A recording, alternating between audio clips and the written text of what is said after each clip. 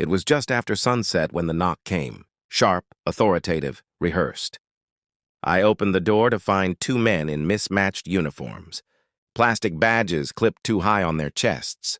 They introduced themselves as HOA security officers, which alone set off alarms in my head. Our HOA barely managed lawn notices, let alone armed enforcement. They claimed I was in violation of community weapons policy and demanded immediate surrender of my firearms. No warrant, no paperwork, just confident voices and borrowed authority. I stayed calm, the way training taught me. Slow breaths, steady tone, eyes on details. Their boots weren't standard issue. Their radios were dead, and the serial numbers on the badges painted on. I told them to leave. They stepped closer. That's when I switched to what I jokingly call my combat protocol, though it's really just discipline and documentation. I activated my door cameras and phone recorder, announced loudly that I did not consent to any search or seizure, and asked them again to leave my property. Neighbors began peeking from windows.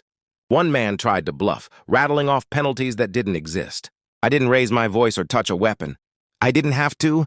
Instead, I called the real authorities and calmly reported impersonation and attempted unlawful seizure. While we waited, I kept them talking, asking neutral questions they couldn't answer. What statute? What division? Who authorized them? Each response unraveled their story further. The confidence drained from their posture. When a police cruiser rolled in, the truth collapsed fast.